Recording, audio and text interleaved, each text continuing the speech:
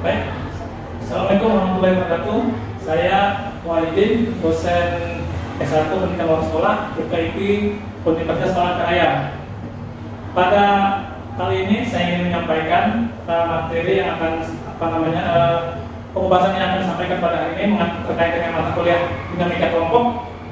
Dinamika kelompok mata kuliah yang diajarkan di semester ketiga dengan bobot 2 SKS yang akan dilaksanakan pada semester ganjil pada tahun 2022 ini. Mata kuliah ini terdapat capaian pelajaran lulusan, yaitu dari sikap, pengetahuan, pengetahuan umum, dan keterampilan khusus. Sikap yaitu mampu meningkatkan untuk kehidupan masyarakat, bangsa, dan negara berdasarkan Pancasila. Pengetahuan yaitu menguasai konsep dinamika kelompok. Kemudian keterampilan umum yaitu 1. Menerapkan berpikir logis, sistematis, serta inovatif dalam mengembangkan ilmu pengetahuan, teknologi, dan dalam kehidupan sehari-hari. 2. Mengkaji pengembangan ilmu pengetahuan dan teknologi dan menerapkan nilai-nilai humaniora sesuai dengan keahliannya. Kemudian berikutnya keterampilan khusus yaitu mampu mengidentifikasi kepentingan masyarakat, kepentingan lokal, dan nasional. Berikutnya adalah capaian pembelajaran mata kuliah. Yang pertama, 1. Menguasai konsep dasar mengenai kelompok. 2. Menguasai sejarah dan perspektif para ahli dinamika kelompok. 3. Menguasai mengenai unsur-unsur dinamika kelompok. Yang keempat, mempunyai kemampuan menempuh kembangkan kepemimpinan dalam kelompok. 5. Mengetahui faktor-faktor yang mempengaruhi keberhasilan kelompok. Yang keenam, memiliki kemampuan dalam mengembangkan kelompok terpadu dalam kehidupan bermasyarakat. Sedangkan deskripsi mata kuliah ini adalah yaitu bertujuan agar mahasiswa memahami konsep-konsep dasar mengenai kelompok, unsur-unsur dinamika kelompok, kepemimpinan dalam kelompok, faktor-faktor yang mempengaruhi keberhasilan kelompok, dan perkembangan kelompok terpadu dalam kehidupan bermasyarakat. Berikutnya adalah materi atau bahan kajian pembelajaran ini, yaitu mengenai pengertian dinamika kelompok, perilaku kelompok, tipe kelompok dan alasan pembentukan kelompok, tujuan interaksi dinamika kelompok, proses perkembangan kelompok dan ciri kelompok berkembang. Berikutnya adalah sejarah dinamika kelompok, hal-hal yang perlu diperhatikan dalam kelompok, dinamika kelompok, perspektif para ahli, jenis-jenis dinamika kelompok, tujuan kelompok, kemudian kekompakan kelompok, struktur kelompok, fungsi tugas kelompok, perkembangan dan pemeliharaan kelompok, suasana kelompok, efektivitas kelompok, tekanan kelompok, maksud terselubung dalam kelompok. Berikutnya adalah faktor-faktor yang terjadi dalam kelompok, hal-hal yang mempengaruhi kelompok, alasan pembentukan kelompok dan keberhasilan kelompok, pertumbuhan kelompok dalam usaha modern masyarakat, pemahaman tentang kelembagaan kelompok usaha, berikutnya pemeliharaan pengembangan kelembagaan sebagai penunjang usaha, dan pertumbuhan dan perkembangan kelompok. Dan metode yang digunakan adalah metode ceramah, diskusi kelompok, tanya jawab, dan case study atau studi kasus. Nah, penilaian yang dilakukan pertama adalah dengan pengamatan langsung proses pembelajaran dan juga menggunakan tabel penilaian atau rubrik penilaian yang terdiri dari indikator, kemudian aspek penilaian, dan tingkat kemampuan yang terdiri dari 1. Sangat kurang, 2. Kurang mampu, 3. Mampu, dan yang 4 adalah sangat mampu. Nah, itulah penilaian yang dilakukan, dan demikian yang saya sampaikan mengenai mata kuliah dinamika kelompok. Sekian, terima kasih. Selamat siang dan salam sejahtera bagi kita semua. Pada hari ini kita melaksanakan perkuliahan dinamika kelompok untuk semester yang ketiga. Baik anak semuanya, pada hari ini yang patut perkuliahan yang pertama ya terkait dengan dinamika kelompok. Nah, sekarang saya bertanya, apa yang dimaksud dengan dinamika dan apa yang dimaksud dengan kelompok. Ada yang bisa jawab? Kalau tidak ada, sekarang lihat. Nah, dinamika adalah kekuatan atau gerak yang timbul sendiri. Jadi kalau sesuatu benda itu yang bergerak seperti motor, mobil, itu adalah dinamika atau pergerakan. Nah, termasuk benda lain yang bergerak disebut dengan dinamika, ya. Yang kedua, apa yang disebut dengan kelompok? Kelompok itu adalah sekumpulan individu yang saling berinteraksi. Nah, jadi kalau ada kelompok orang tapi tidak berinteraksi, itu berarti kelompok. Hanya kebetulan orang yang bersama-sama saja, bukan termasuk kelompok. Sedangkan apa yang dimaksud di sini adalah dia saling berinteraksi, artinya berkomunikasi antara orang dengan orang, ya, antara satu dengan yang lainnya, sehingga terjadi komunikasi. Nah, kalau kita kaitkan dari dua kata ini, berarti dinamika kelompok itu adalah kekuatan yang ada di dalam kelompok itu sendiri. Jadi kelompok itu mempunyai kekuatan, mempunyai kemampuan untuk bergerak. Kenapa dikatakan mempunyai kekuatan? Sebab kalau hanya satu orang, tentu tidak sekuat yang dua orang. Dua orang tentu tidak sekuat yang tiga orang, dan seterusnya. Makin banyak kelompoknya, anggota kelompoknya, berarti makin kuat. Berikutnya, arti kelompok dalam berbagai sudut pandang. Pertama, sudut pandang persepsi. Jadi apa itu persepsi kelompok? Itu adalah sejumlah orang yang melakukan interaksi dengan orang lain dalam satu rangkaian pertemuan tatap muka. Jadi ada orang-orang yang berinteraksi seperti hari ini kalian kuliah, kemudian bertatap muka dengan teman-temannya, dengan dosen, sehingga ini merupakan suatu kelompok mata kuliah, dinamika kelompok. Nah, itu dari segi persepsi. Kemudian kelompok dari segi organisasi, yaitu suatu sistem yang terorganisasi yang terdiri atas dua orang atau lebih yang saling berhubungan sedemikian rupa sehingga sistem tersebut melakukan fungsi tertentu, mempunyai peran dan norma. Nah, suatu sistem terorganisasi ini perlu dipahami. Kenapa dikatakan sistem? Karena organisasi itu merupakan suatu kelompok yang besar. Bisa saja ada organisasi yang lebih kecil lagi di bawahnya, sehingga organisasi yang besar itu dipengaruhi oleh organisasi yang kecil-kecil di bawahnya, dan itu mempengaruhi terhadap organisasi yang lebih besar. Kita ambil contoh organisasi Fakultas Keguruan dan Pendidikan UPR. Ini adalah sebuah organisasi yang besar, ya, yang terdiri dari beberapa jurusan atau beberapa program studi. Keberhasilan fakultas tergantung keberhasilan program studi yang ada di dalamnya. Nah, jadi organisasi program studi itu mempengaruhi keberhasilannya untuk fakultas yang di atasnya. Jadi merupakan suatu sistem, artinya saling terkait satu sama lainnya. Itu namanya sistem. Nah, itu dari segi organisasi. Lanjutannya, yang dari segi motivasi. Jadi kelompok itu merupakan kumpulan individu yang eksistensinya sebagai kumpulan adalah sangat bermanfaat bagi para anggotanya. Jadi individu yang ada di dalamnya itu sangat mempengaruhi terhadap individu yang lain. Jadi saling bermanfaat, saling bisa saling bisa berkomunikasi, saling bisa mempengaruhi. Berikutnya, segi interaksi.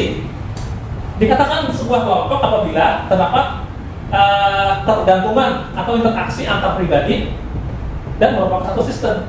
Jadi kalau tidak ada interaksi, itu bukan suatu kelompok. Ya, ini misalnya kelompok mata kuliah dinamika kelompok. Kalau hanya semuanya tidak ada hubungan apa-apa, tidak mungkin suatu kelompok. Artinya hanya individu saja, bukan satu kelompok. Baik, kita lanjutkan. Perilaku para anggota kelompok dalam organisasi. 1. Anggota kelompok mempunyai motivasi untuk bergabung. Jadi setiap anggota kelompok itu, karena sebagai anggotanya dia sangat berkeinginan untuk bergabung, ya, atau bersama-sama, sehingga dengan bersama-sama dia mendapatkan informasi, mendapatkan hal-hal yang berguna dalam perkembangan kelompok itu sendiri. Yang kedua, unit terpadu oleh orang-orang yang saling berinteraksi. Nah, tadi dikatakan unit terpadu artinya kelompok-kelompok kecil dan dia saling berinteraksi, artinya berkomunikasi. Yang ketiga, memberikan sumbangan atau waktu dan tenaga yang berbeda-beda. Nah, tentu saja karena dalam kelompok itu peranannya berbeda-beda, sehingga dia juga memberikan sumbangan yang berbeda. Tentu saja misalnya sebuah program studi terdiri dari beberapa anggota, itu adalah diantaranya dosen, kemudian ketua program studi, ada mahasiswa, ada tenaga administrasi, ada tukang kebun dan sebagainya. Nah, tukang kebun atau penjaga kebersihan dia memberikan sumbangan tenaga untuk kebersihan. Dosen memberikan tenaga untuk mengajar. Tenaga administrasi dia memberikan sumbangan melayani administrasi untuk mahasiswanya. Tentu masing-masing mempunyai peranannya berbeda-beda.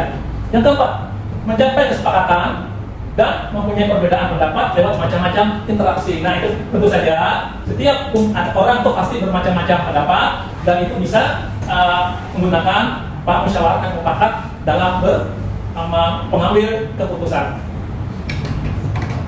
Nah, berikutnya adalah ini ada foto, ya, foto bisa dipelajari. Dipelajari apa itu foto ini, dan ini ada pertanyaan nantinya apa yang mereka lakukan dalam gambar tersebut, dan mengapa mereka membentuk kelompok-kelompok kecil. Silahkan diamati gambar itu.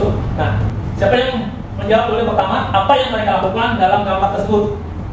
Ya, dia. Silakan dia. Menurut saya dari gambar itu mereka sedang membentuk kelompok dan ada satu pemimpin kelompok yang sedang mengarahkan dalam suatu kelompok tersebut. Mungkin dalam kelompok itu mereka membahas suatu masalah yang telah diberikan oleh pemimpin kelompok tersebut untuk mereka bahas masing-masing. Dan dalam kelompok itu sudah otomatis terjalin komunikasi dan interaksi antara satu dengan yang lain. Menurut saya seperti itu, Pak. Bagus. Jadi seperti yang disampaikan oleh teman-teman tadi, ini ada pemimpin kelompoknya, kemudian ada kelompok yang lebih besar, dan dia memberikan penjelasan dengan kelompok-kelompok yang lain. Ya, dan mungkin demikian ya. Berikutnya, pertanyaan kedua, mengapa mereka membentuk kelompok yang kecil? Nah, ini siapa kira-kira yang jawab? Silahkan, Putri. Baik, Pak, terima kasih izin menjawab. Nah, dalam suatu kelompok yang besar, itu pasti ada kelompok kecilnya. Nah, di mana dalam kelompok kecil tersebut juga terdapat ketua yang akan memimpin jalannya komunikasi. Nah, seperti gambar di situ bisa dilihat bahwa menurut saya itu sangat mempermudah dalam suatu kelompok besar untuk menemukan solusi dari masalah yang tengah dihadapi atau sedang dipelajari. Seperti itu, Pak. Baik. Berarti sudah paham ya. Kita lanjutkan saja. Nah, bagaimana pentingnya dinamika kelompok? Dinamika kelompok ini merupakan metode dan proses yang bertujuan meningkatkan nilai kerjasama kelompok yang dilandasi pada prinsip-prinsip. Nah, jadi ada prinsip-prinsip apa? Yang pertama adalah Gestalt psikologi, yaitu keseluruhan lebih besar daripada penjumlahan bagian-bagiannya. Apa maknanya dari Gestalt psikologi ini adalah, dengan kata lain, ya, bersatu kita teguh, bercerai kita runtuh. Jadi kalau hanya satu-satu tentu tidak akan kuat. Tetapi kalau bergabung sekaligus maka menjadi satu kekuatan yang besar, menjadi kekuatan yang dahsyat sekali. Nah, inilah prinsip yang dimaksud dengan Gestalt psikologi ini. Misalnya pada sapu lidi itu kan terdiri dari bilah-bilah lidi. Kalau dipatahkan satu pelan-pelan bisa patah semua. Tapi kalau digabung menjadi satu, dipatahkan tentu tidak bisa. Kalau sudah besar tidak bisa dipatahkan sendiri. Nah, itu prinsipnya ya. Jadi kalau kita bersatu tentu akan kuat. Jangankan hal yang seperti itu, presiden saja bisa digoyang dan karena demo. Nah, demokrasi itu adalah merupakan dinamika kelompok. Ya, biasa jangan jatuhkan seorang presiden, apalagi tidak hanya dengan tawaran-tawaran biasa. Nah, itu ya. Berikutnya adalah yang kedua, nilai kerjasama kelompok bergantung pada interaksi dan perilaku para anggotanya. Jadi ini maksudnya adalah dalam kelompok ini hasilnya itu adalah ditentukan dari nilai kerjasama dan nilai kerjaan yang dilakukan secara bersama-sama, maka itulah hasilnya. Jadi setiap orang itu mempunyai peran masing-masing, berikan sumbangannya masing-masing sesuai dengan kemampuannya, sehingga menghasilkan sesuatu yang luar biasa, ya, yang berguna bagi kita. Kedua prinsip tersebut dapat diketahui. Pertama, hubungan saling tergantung, saling menunjang antara seluruh jajaran kelompok. Jadi saling ketergantungan, ya. Yang kedua, pengambilan keputusan dan penggunaannya, pengawasannya untuk semua anggota kelompok. Jadi ini berasal dari kelompok itu sendiri. Dan diputuskan, kemudian dilakukan dan diawasi oleh anggota kelompok itu sendiri. Yang ketiga adalah interaksi perilaku dengan tujuan agar tujuan kelompok dapat tercapai. Jadi setiap anggota kelompok tentu saja mereka berinteraksi berbuat agar mencapai tujuan kelompok atau tujuan yang telah disepakati bersama. Berikutnya Bapak akan memutarkan sebuah video yang nanti dianalisis, ya, terkait dengan terkait dengan dinamika kelompok, dan Anda menjawab pertanyaan ini. Oke, kita mulai videonya.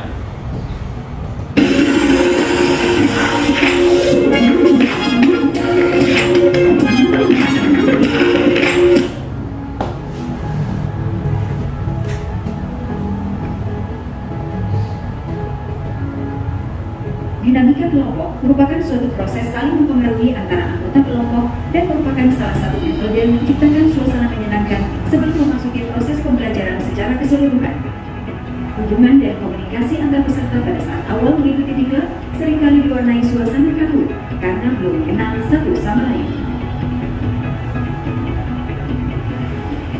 Dengan dinamika kelompok dalam proses pembelajaran itu diharapkan membangun kerjasama, rasa saling percaya, tanggung jawab, sehingga dengan demikian dalam proses pembelajaran hubungan antara peserta dengan peserta itu semakin kental, dan hubungan antara peserta dengan panitia serta dengan media suaranya akan lebih terbuka. Strategi belajar dinamika kelompok ditempuh dengan beberapa sesi icebreaking, games, dan sharing atau diskusi. Dengan dinamika kelompok sebagai suatu metode dan proses dapat membantu menciptakan suasana belajar yang solid dan menyenangkan, serta membangun kerjasama, rasa saling percaya, sifat keterbukaan, dan tanggung jawab di antara peserta diklat.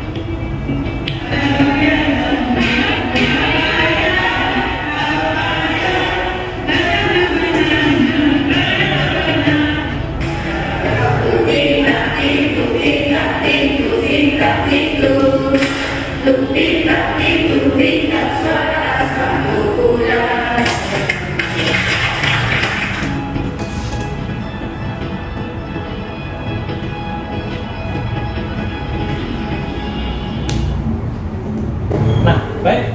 Tadi sudah ditayangkan video tentang dinamika kelompok. Lalu kita menjawab pertanyaan mengapa perlu dinamika kelompok dalam pembelajaran. Siapa kira-kira menjawab? Menurut video tadi atau pendapat sendiri? Silakan. Saya ingin menjawab, Pak. Ya, silakan. Menurut pendapat saya, pentingnya dinamika kelompok dalam media pembelajaran seperti di video tadi, yaitu untuk menjalin interaksi antara satu orang dengan yang lain, di mana kita yang belum saling mengenal bisa melakukan perbincangan atau interaksi sosial antara satu orang dengan yang lainnya. Dan di situ di gambar tersebut kita bisa melihat bagaimana orang-orang tersebut merasa gembira atau bahagia bersama suatu kelompok, sehingga terjalin kerjasama yang baik dan interaksi yang baik. Bagus, ya. Jadi dengan demikian berarti dinamika kelompok itu penting, ya, dalam pembelajaran. Sebab dalam pembelajaran itu kadang-kadang kalau sudah jenuh, ya, apalagi dalam waktu yang lama, tentunya bisa ngantuk, ya, dan sehingga kurang konsentrasi atau kurang fokus. Jadi dengan melaksanakan dinamika kelompok sebagaimana pada video tadi, sehingga dapat menimbulkan penyegaran, ya, kembali ke fokus yang yang mata pelajaran yang diikuti. Berikutnya, siapa yang berperan dalam dinamika kelompok itu sendiri? Atau dia? saya yang berperan dalam dinamika kelompok tersebut menurut video tadi ada peserta dalam kelompok tersebut dan juga pemimpin dalam kelompok tersebut, yang dimana pemimpin itu harus mampu membawa peserta tersebut agar tidak kaku dan dapat bagaimana mereka dapat berinteraksi antara satu dengan yang lain supaya terjalin komunikasi serta interaksi yang baik antar kelompok dan juga antar kelompok dengan pemimpinnya. Bagus sekali, ya. Bagus sekali. Jadi yang dapat disimpulkan bahwa dalam pembelajaran itu yang paling berperan itu adalah peserta itu sendiri yang paling berperan, karena yang bergerak itu adalah mereka. Kemudian yang kedua adalah fasilitator. Ya, dalam hal ini mungkin harus sumbernya dan sebagainya, sehingga keduanya itu yang berperan, ya, yang membimbing adalah fasilitator, kemudian diikuti oleh pesertanya, sehingga pembelajarannya bisa kembali hidup, bisa kembali kembali ke fokus mata pelajaran atau pelatihan yang diikuti. Nah, lanjut kita slide yang berikutnya. Tipe kelompok itu apa saja? Menurut Gibson dan kawan-kawan ini ada dua, yaitu kelompok formal dan kelompok informal. Sedangkan kelompok formal itu kelompok komando, ada juga yang kelompok tugas. Nah, kelompok formal, kelompok komando ini tentu saja kelompoknya yang dibentuk berdasarkan komando, berdasarkan perintah. Nah, itu biasanya sebenarnya terjadi pada di militer, ya, ataupun di kepolisian yang sifatnya formal atau resmi. Nah, kelompok tugas ini kelompok berdasarkan tugasnya, ya, tugas misalnya tugas ditunjuk mahasiswa ini bertugas melakukan KKN di desa mana, itu kan kelompok KKN yang ditugaskan oleh universitasnya. Nah, kemudian kelompok informal itu artinya kelompok tidak resmi, ya. Misalnya kelompok kepentingan, ada kelompok terbentuk karena ada kepentingannya, ya, kepentingannya tidak ada kepentingannya tidak sengaja dia menjadi kelompok karena sama-sama kepentingan sehingga membentuk dia kelompok karena dia ada kesamaan tujuan, ada kesamaan misalnya tempat asalnya, mungkin ada kesamaan sukunya dan sebagainya, itu namanya kelompok kepentingan. Yang kedua ada kelompok persahabatan. Nah, persahabatan ini bisa aja persahabatan yang misalnya kelompok masyarakat Sumatera Utara di Kalimantan Tengah, ya, atau kelompok apalagi itu kelompok yang orang-orang yang suka burung misalnya, kan dia bersahabat kumpul sama-sama orang-orang yang suka burung, ya, dan sebagainya. Nah, itu kelompok persahabatan. Berikutnya tujuan interaksi dalam dinamika kelompok. 1. Mempertahankan kelompok agar tetap utuh, terpadu, dan baik. Nah, jadi supaya tetap kuat kelompok itu, maka dia perlu berinteraksi. Yang kedua, mempertahankan kelompok agar dapat melaksanakan tugas-tugas menjadi tanggung jawabnya. Oleh karena itu, karena kelompok itu punya tugas, misalnya kelompok mata kuliah A misalnya ada beberapa kelompok, lalu punya tugas-tugas kelompok, nah itulah dia perlu berinteraksi di dalam kelompok itu sendiri. Tentu saja ada yang sebagai ketuanya mungkin, ya, ada yang sebagai apa lagi, atau koordinatornya, ada yang interaksi dan sebagainya dalam kelompok itu, sehingga tujuan kelompoknya bisa tercapai. Berikutnya adalah proses pengembangan kelompok. Menurut Gibson, pertama adalah saling menerima. Nah, ini yang supaya bisa berkembang kelompok itu, maka harus saling menerima. Artinya apa yang disepakati itu harus diterima dengan baik. Yang kedua, saling berkomunikasi dan mengambil keputusan. Keputusan dalam kelompok itu perlu komunikasi, perlu interaksi, dan perlu bermusyawarah dalam mengambil keputusan bersama. Yang ketiga, motivasi dan produktivitas. Nah, orang dalam kelompok itu harus bermotivasi, punya keinginan dengan berproduksi atau bekerja dengan baik sehingga dapat berhasil tujuan kelompok itu sendiri. Yang keempat adalah pengendalian dan organisasi. Nah, kelompok itu perlu diorganisasikan, perlu dikendalikan, perlu diorganisir agar dapat mencapai tujuan kelompok dengan baik. Kemudian alat untuk memelihara agar kelompok utuh, tetap terpadu dan dinamis. 1. Sasaran jelas dan tetapkan bersama. Jadi agar kelompok itu tetap eksis, ya. Pertama adalah sasaran itu jelas, jangan tidak jelas.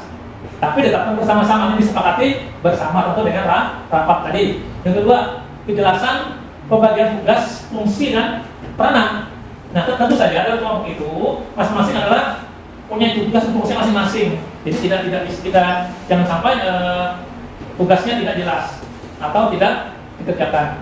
Yang ketiga, komunikasi yang terbuka, dipahami dan efektif. Nah, interaksi dan komunikasi itu harus terbuka dan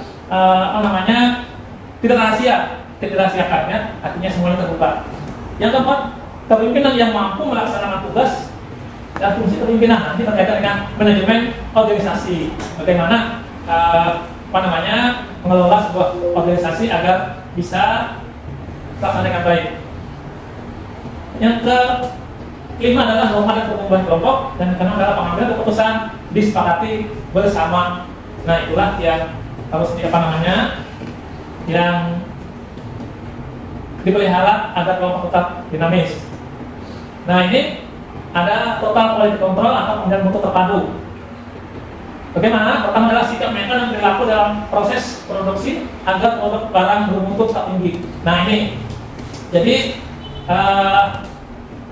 sikap mental perilaku ini perlu dibentuk sehingga dapat menghasilkan pekerjaan yang baik. Dalam setiap tahap proses produksi merupakan suatu tugas untuk mata rantai proses produksi, adanya keterpaduan atau kerjasama yang berbagai kelompok karyawan, manajemen sebagai tanggung jawab bersama untuk menghasilkan mutu hasil kerja kelompok. Nah, ini juga perlu dilaksanakan adanya keterpaduan kerjasama dalam kelompok itu sendiri. Oke, terima kasih. Ya, sudah sampai sini dulu perkuliahan kita pada hari ini. Saya ucapkan selamat dan terima kasih. Assalamualaikum warahmatullahi wabarakatuh. Terima kasih Pak.